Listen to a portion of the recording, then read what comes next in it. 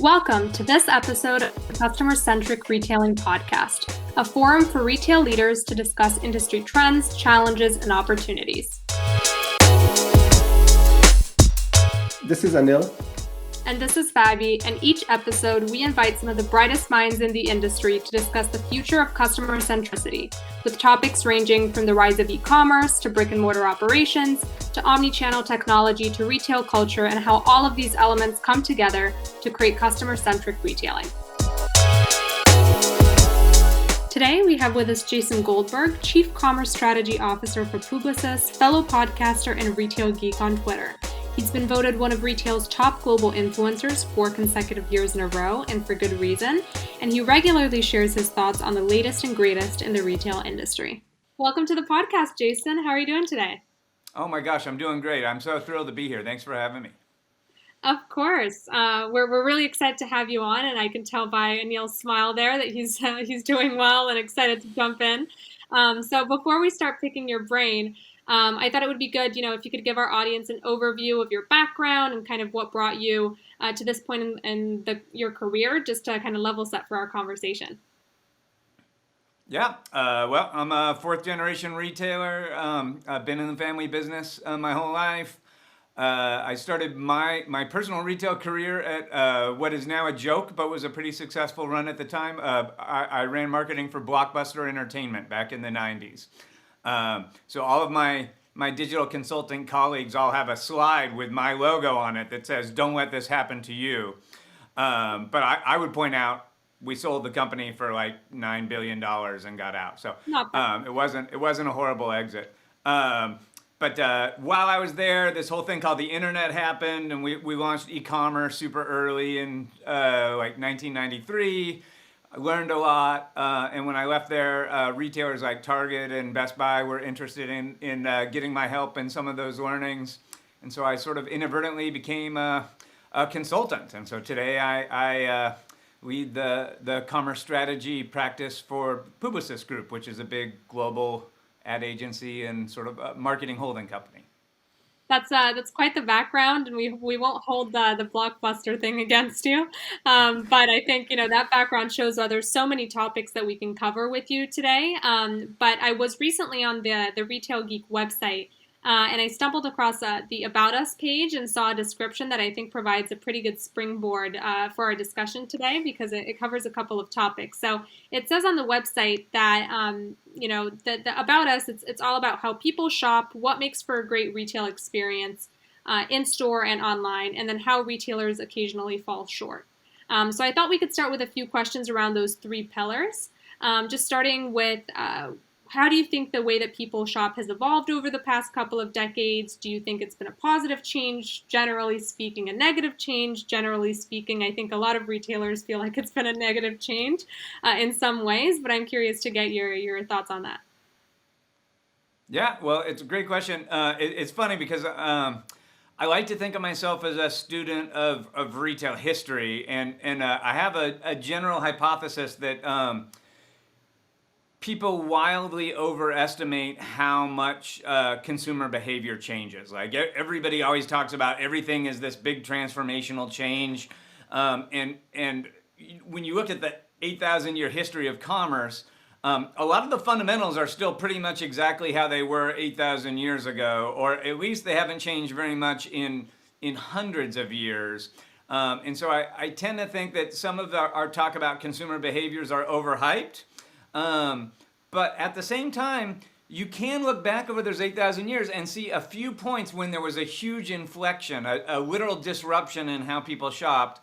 And history will be the judge, but I believe we are living through one of those right now, right? And to me, that disruption is digital. And it's fundamentally sort of changed how we make purchase decisions.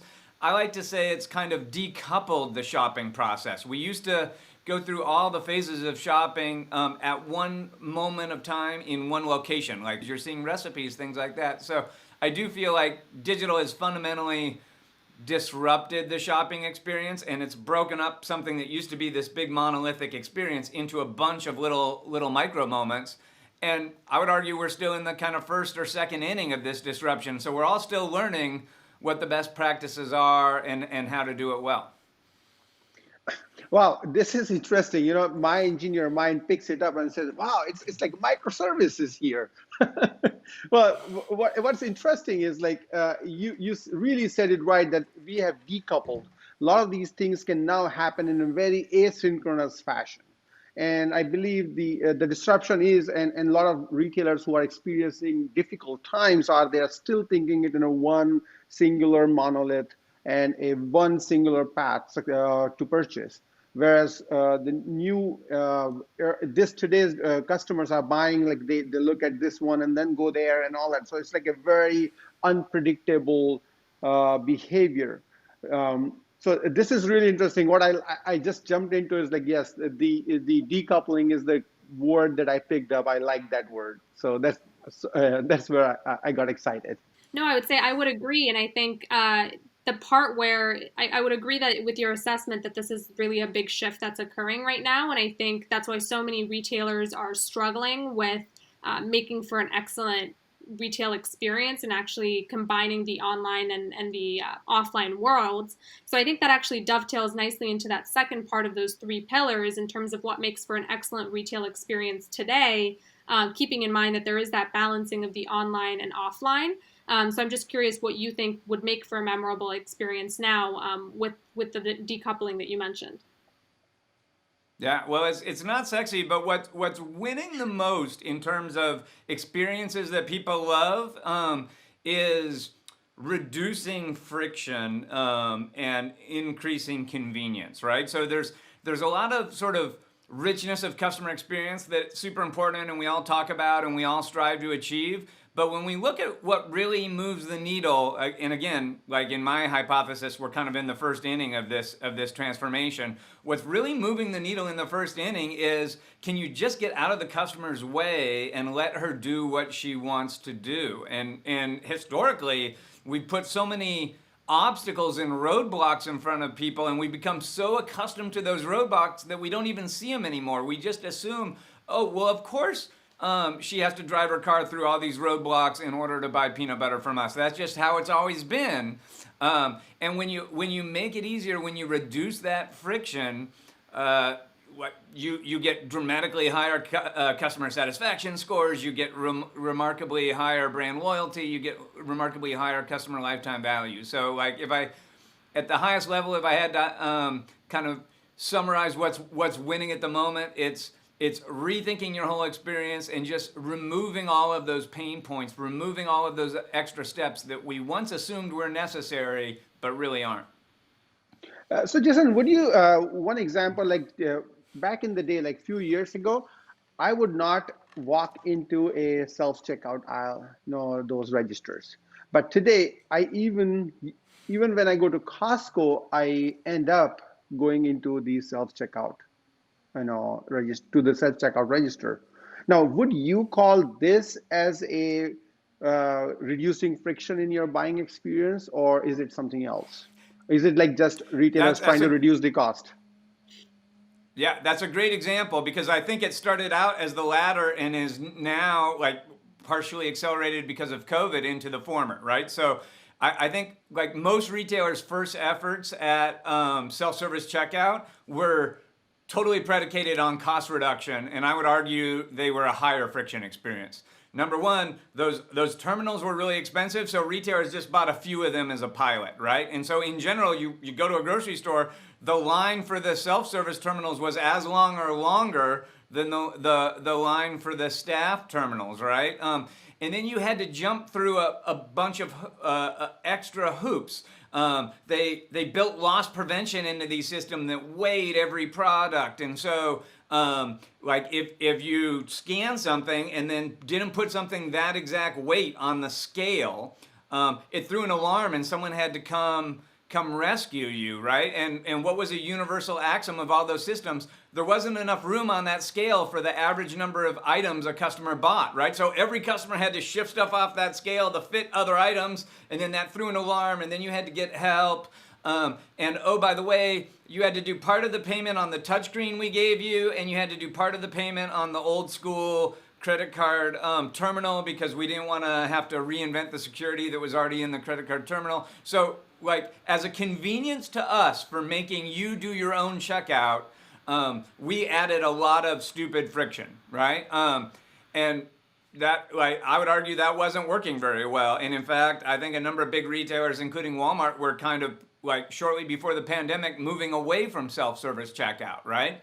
But the need for self-service checkout got accelerated due to safety concerns because of COVID, and we've now seen a bunch of retailers pivot, most notably Walmart, into kind of what I'll call self-service checkout 2.0, and now it does look a lot more friction-free. Instead of it being 3 self-checkout lanes at the end of the store, it's 30 always open lanes at Walmart, right? And so what does that mean? Instead of standing in line behind 3 other people to check out, you can check out as soon as you're ready. When you get up to that terminal, nobody wants to touch the scary touchscreen in the COVID era. And so what has Walmart done? They've integrated your mobile app with payment, right? And now if you have Walmart Pay, you just scan your QR code on your phone. You never have to touch anything. You never have to deal with that point of sale terminal. You get to check out much more easily. They've discovered that the hyper diligence around loss prevention and the silliness with the scale was a diminishing return, and they've all turned off the scales and let you just scan items and check out, and they, maybe occasionally spot check some customers to make sure that folks are staying honest. But so they made a bunch of those tweaks, and they changed self-service from something that was purely a retailer convenience into something that's a preferred experience for customers, and I think customers are responding predictably by using it more and appreciating it more. So like, when we go, this other retailer, like, Nike's store in New York, right? The big one, the flagship store, it comes up a lot also, yep. Where again, they have put in a lot of automation and they have reduced friction for the customers there. But it has a very different approach. Where when I looked at it, it was like, wow, this is how the e-commerce runs. It's just like an e-commerce with a physical dimension attached to it, right? So how do you see that, and what's your take on it? And do you think we'll see more and more of such experiences with the different kind of retailers? What kind of retailers might use it? Yeah, well, I think Nike is one of the best brands out there at becoming a direct-to-consumer company, and so I certainly would encourage you following them. You're talking about the House of Innovation store, yep. Of which there's a few. They even have newer retail concepts than that now, so there's a ton of innovation coming out of Nike. But to me, that's another perfect example, kind of early in the digital evolution. What we all want to do is we want to make a digital version of what used to be analog. And historically, that's almost always wrong, right? And the silly example I like to use is if you were a lifelong newspaper advertiser and you bought your first television ad, what you would not do is aim the television camera at your newspaper ad and film it for 30 seconds, right? That would be a silly waste of this different medium that has different capabilities.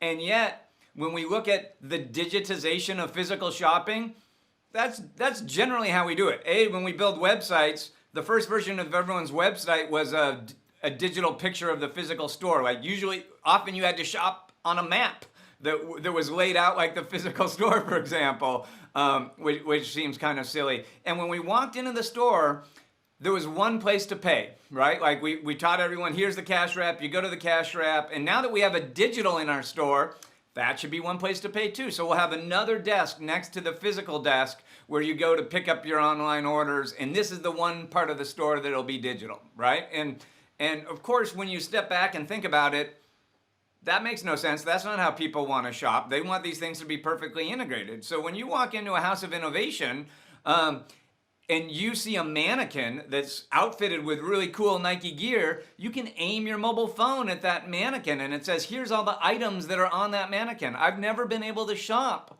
off of the mannequin before. And if I like a particular pair of trainers that's on that mannequin, I can click on those and it says, hey, Jason, in your Nike Plus account, you're a 10.5. You want to try a 10.5 in these? And I say, yes. And they go, great. We'll get a 10.5 and we'll put it in a locker in 30 seconds and we'll send you a text message when it's available. And when I go downstairs, where would you like to try them on? And I say downstairs. So I go downstairs and there's a locker with a digital name tag on it and my name's on the locker. I can take those shoes out, put them on. If they fit, I can click buy. I never had to pull out a credit card. I never had to go to a cash register. I can just wear the shoes out of the store. And what they've done is they've taken digital from some silly add-on to an analog store, and they've instead invented a shopping experience that seamlessly integrates digital and analog shopping amenities. And so to me, I absolutely think those kinds of things are the future of retail. Now, the exact ones that work for Nike may not work for a salad company. Yeah, I think, Nike is obviously an incredible example in general, and I think it's one of the few retailers that are really doing it right. I think a lot of retailers are really struggling to make that bridge between the online and offline world less noticeable for the customer. But what I was noticing while you were talking is you were throwing some buzzwords out there like frictionless, like integrated. Another buzzword that we hear all the time is omnichannel and how every retailer wants to achieve it. And I think something that we talk about on this podcast quite a lot is everybody wants to achieve it. Nobody really knows what it means because omnichannel could theoretically mean multi-channel, which could mean that you just have an online storefront and a physical storefront and they talk in some way, but not really. So I'm curious what your take is on the buzzword omnichannel and what you think an omnichannel experience actually looks like. Is it enough to have, buy online, pick up in store, which a lot of retailers have been forced to implement because of the pandemic? And how can retailers actually create that omnichannel experience? Yeah. Well, it's a dagger to my heart that you've accused me of talking in buzzwords. It's fair, but I would just say I definitely am not explicitly trying to use buzzwords, and I hate buzzwords. Like I would argue that the buzzword generators have co-opted some common speech, and I was trying to describe customer experiences to you in common speech, and then as you rightly have pointed out, a bunch of evil marketers have co-opted a bunch of my mediocre English language. But one word I probably did avoid for that very reason, because I feel like it's been completely co-opted, is omnichannel, right? And so when a lot of people say omnichannel, I'm in total alignment with the spirit of what they're trying to say, but the words are so problematic, I try to avoid them. I'm considerably older than you, so I've watched this play out a bunch of times. Originally there was this thing called multi-channel, right? And what that meant is you could buy online or in the store. And then there was cross-channel, which meant you could order online and pick it up in the store. And then there was like, oh, these things are bad, they're omni-channel. And if you think about it, like I would argue, if you're gonna be in the buzzword invention business, you have decided to hang your hat on exactly the wrong word. Like all of those words have one word in common: channel. And guess what? No customer has ever decided to do or picked a channel, right? Like no customer has ever said, I'm exclusively an online shopper or I'm an in-store shopper, right? Like they're a Walmart shopper or like they're a Pampers shopper. And they don't pick channels. They don't think in terms of channels. And only people that are inventing buzzwords based on their HR directory and the departments on their team are focusing on things like the channel, right? And so, like, frankly, if you were going to invent a buzzword for the spirit of what people mean by omnichannel, I would argue it should not have the word channel in it. And so the word I try to use is commerce. And to me, commerce is all touch points where people make purchase decisions and trade goods for currency, right? And so some of those things physically happen in stores. Some of those things happen online. The decisions are almost always made in different places than the transaction happens. And to me, that's the spirit that I think a lot of well-intentioned people have when they say omnichannel. But I will agree that the word's depreciated. And for all of you marketers at home, the answer isn't, oh, Retail Geek says omnichannel's lame, let's come up with a new channel word. Like, no, you're missing the point, right? Like this is shopping. Yeah, actually, on the topic of channels, I think even on this podcast or when we talk to retailers in general, the conversation tends to be, how do we make physical shopping cool again? And what do we have to change? And people are shopping online all the time. So how do we have to change our stores so that it's more attractive? And so we avoid the apocalypse and we stay in business and all of these things. And behind that conversation, it's almost like implicit that they've mastered online shopping, so they need to focus on the physical. But really, very few of them have mastered the online shopping either. And I wanted to ask you, as kind of an e-commerce expert, what your opinion is not only on how do we make the shopping experience omnichannel, to use the buzzword again, but how can we make the online experience better? Because so many retailers have think they've already done it right, and I would argue that they haven't. Yeah, well, so I totally agree with you. And I would say both like short-term tactics and long-term strategy. So short-term tactics, and again, I'm sound like a broken record. We're still in the first inning. There is no good playbook on how to do commerce in a digitally disrupted world. So in e-commerce, there are still a ton of roadblocks that make it hard to buy. Like at the moment, most e-commerce happens on mobile phones. So let's think about the buying experience on a mobile phone. I need one hand to hold my phone. Can't do it in front of you. I need one hand to tap the screen, and I need a third hand to hold my credit card. What do you think the total addressable market in the United States of America is for people with three hands? Pretty small. So like we make it super hard to check out. The average e-commerce checkout in North America has 26 fields of information to fill out.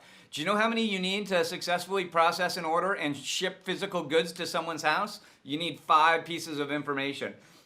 So this like, why are we asking for 26 when the customer only needs to give us 5 to fulfill the order? That's huge friction. And you can go through almost any e-commerce experience and find all these ridiculous things. Like, I'm shocked how many sites still make me type a fax number or ask for a fax number when I'm checking out, for God's sakes. Like, it's crazy. They should ask for my ham radio handle too before they let me check out. Tactically, I would say, man, if you want to make more money tomorrow than you made today, in the first inning of this game, what you should really focus on is all of these points of friction. And the best way to learn about those points of friction isn't to follow me or listen to some talking head, although we talk about these kinds of things a lot. It should be to watch your customers actually try to buy stuff from you. And if you do that with a beginner's mind and don't think about all the reasons why you chose to do it and just look at what she has to do to get a successful transaction through you, you're going to see a lot of embarrassing opportunities for improvement. So that's the tactical answer. The strategic answer, if we try to forecast what the world's going to look like when we get from the first inning of this game to the 5th or 6th inning of this game, I would argue we're way better at buying than we are at shopping digitally, right? So there's a joke in our industry: the internet solved buying but broke shopping. And by that what I mean is, for the first time in history, you can live in Green Bay, Wisconsin and buy any product that you could buy if you lived in Manhattan, right? Which is amazing. That didn't used to be true. The products that people had access to in Manhattan were wildly more diverse than the products people had access to in Green Bay. But guess what you can't do? Shop the same way in Green Bay that you can in Manhattan. Anil just mentioned the House of Innovation store. That House of Innovation store in Manhattan is the nearest one to Green Bay, Wisconsin. In Green Bay, guess where you're shopping? At a Nike factory outlet, right? Which is a pretty different customer experience than what we just talked about. And so I would argue that digitally in particular, we are still struggling to invent the digital equivalent of browsing, of discovery, of serendipitous discovery, of walking by a mannequin in a department we didn't even mean to shop and seeing something that we now have to have. All of those things, we're still trying to invent. If I had to make a guess right now, and I'm wrong in my guesses all the time, I would say, again, if we decouple that shopping experience, a lot of those discovery events are now going to happen on TikTok or Pinterest or Instagram that used to happen in our store. And so we need to think about these more complicated customer journeys where awareness might happen in a completely different decoupled micro moment than the purchase happens. So Jason, I have a question. So when we go talk to the retailers, one question they ask is, who is using your product? is that customer that's using your product, means technology software product, are they in my industry and my country, right?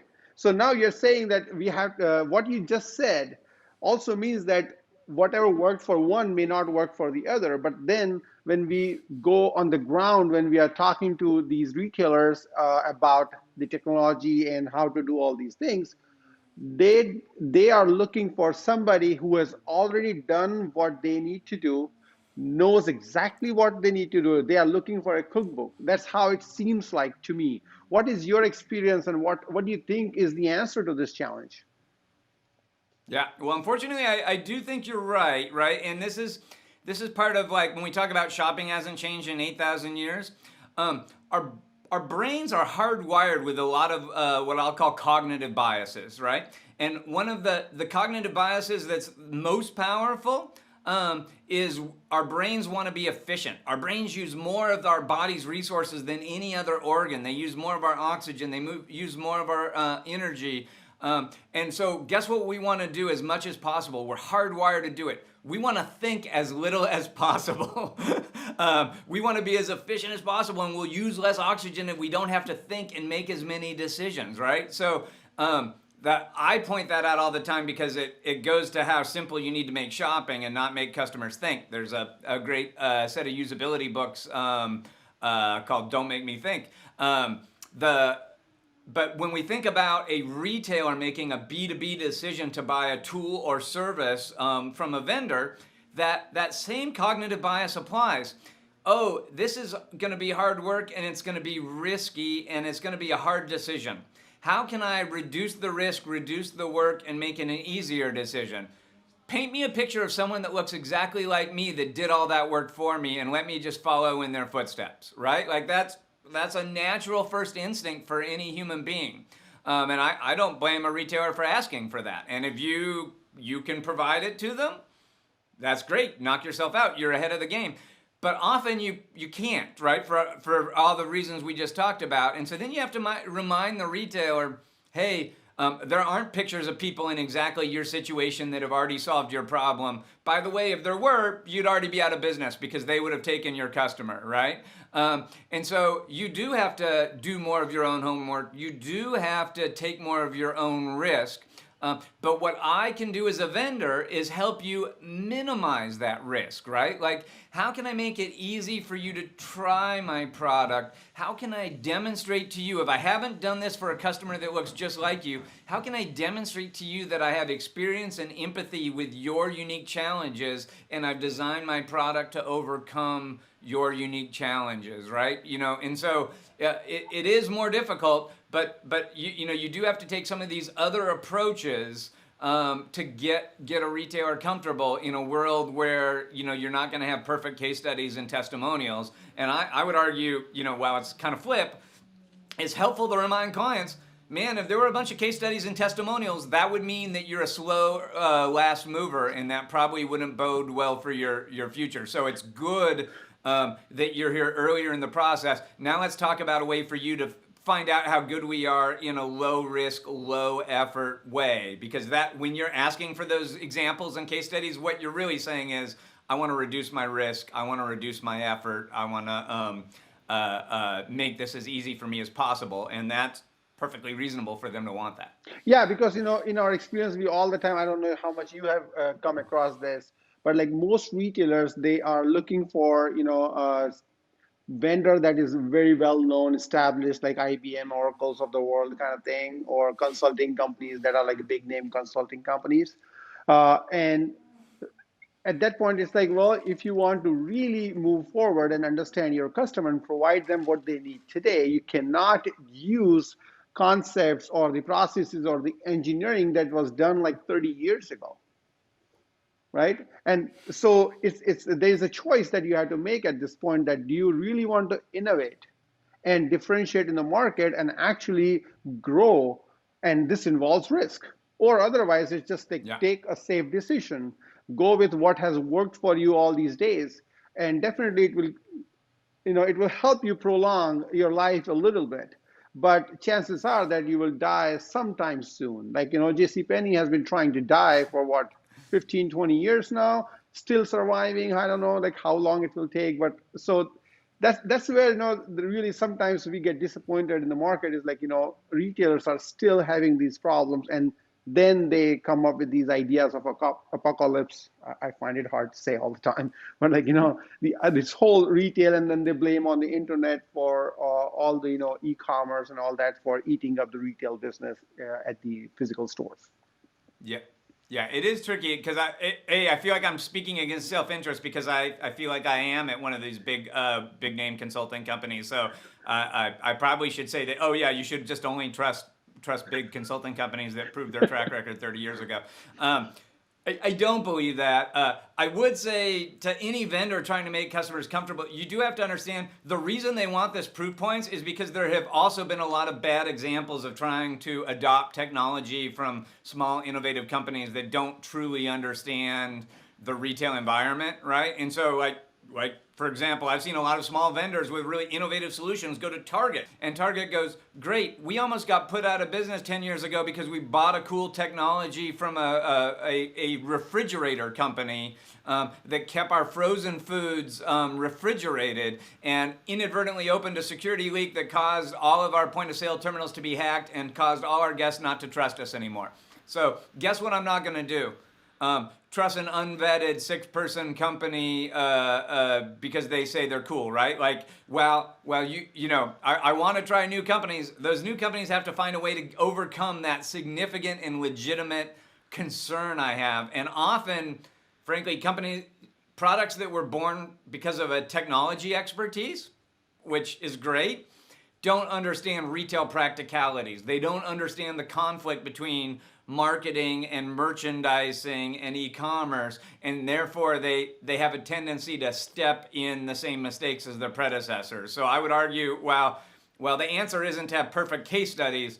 The answer is to come in and prove you have empathy for the real problems that decision maker has and that you've thought through a solution, right? So, yeah. Awesome. Thank you.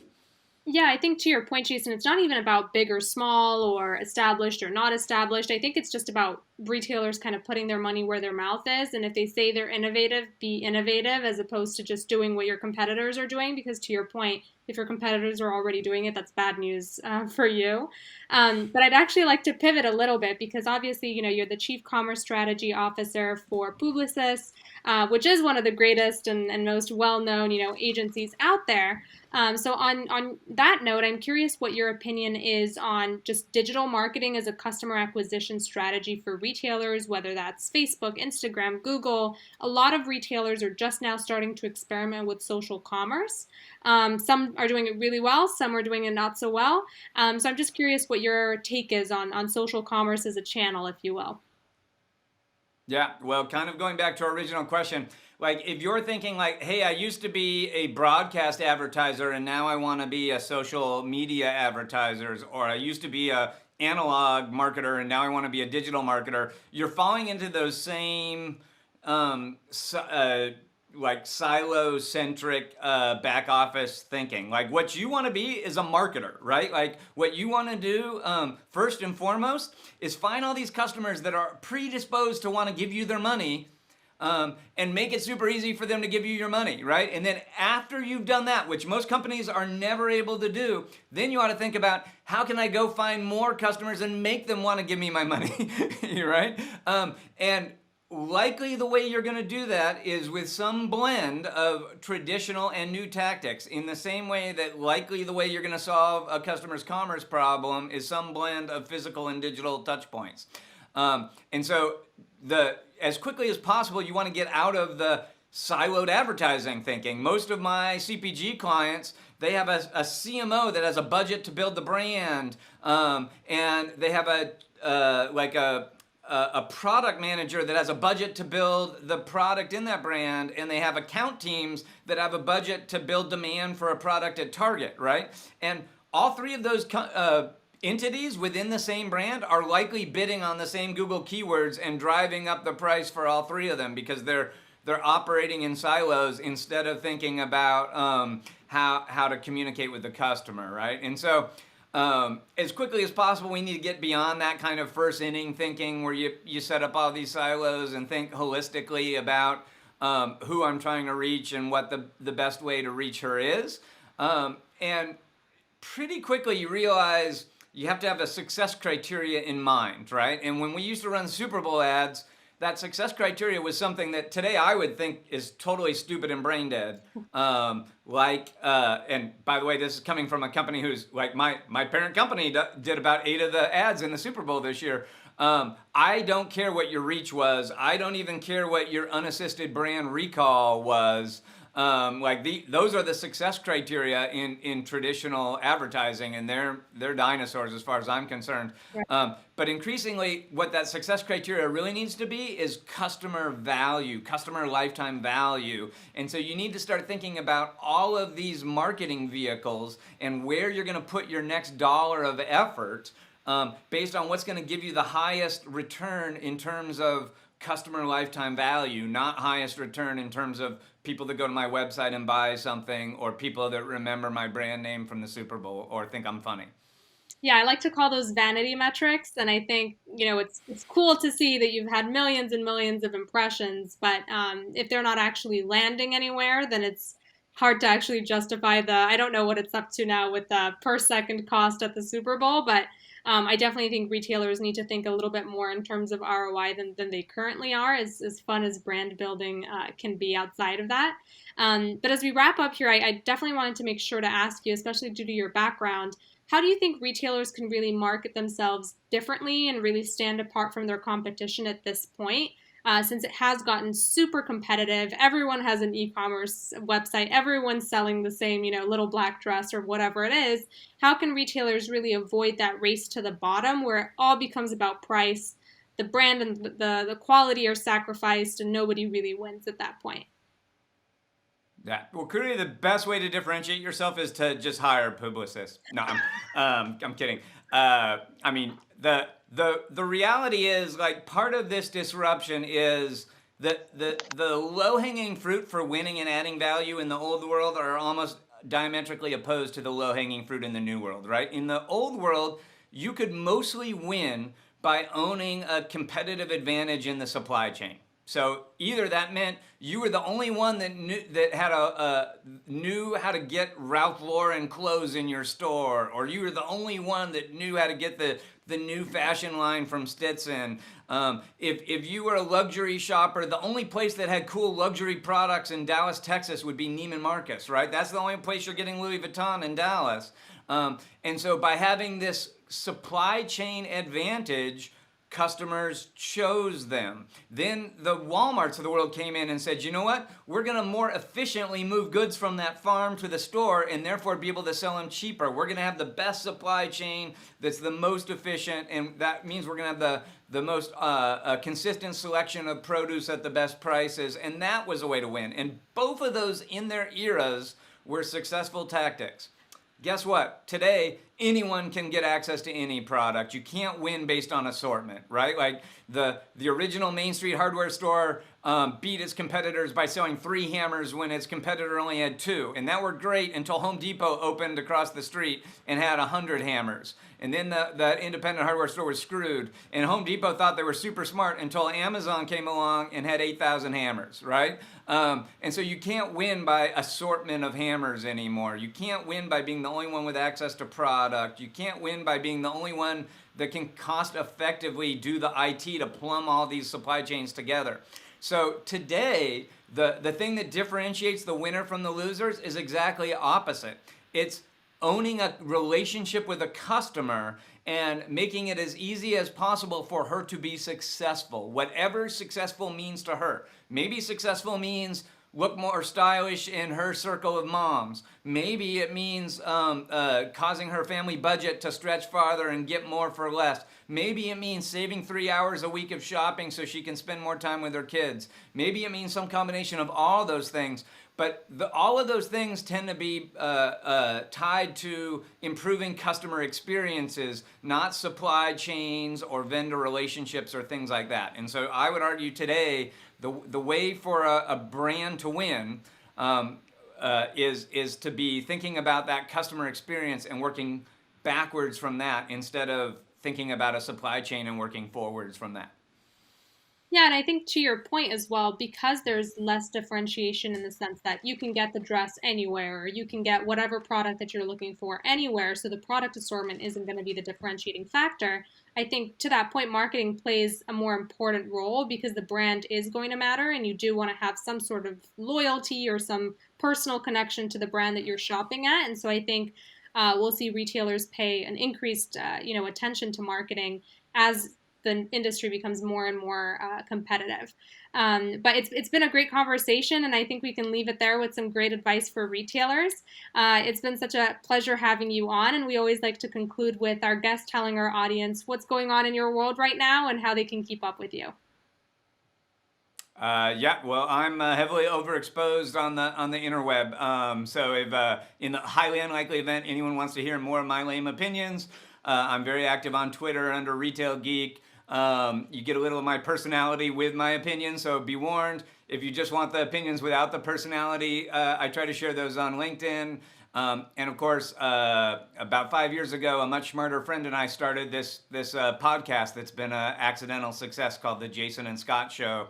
And so the good news is there's like 300 more hours of me on the interweb if you want to hear some of that, or if you have insomnia.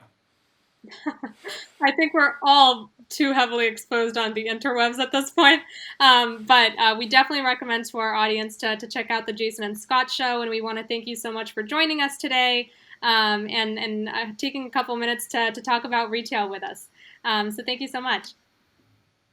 Oh my gosh, it was my pleasure. Be well, everyone. Thanks for listening. That's it for this episode of the Customer-Centric Retailing Podcast featuring our special guest, Jason Goldberg.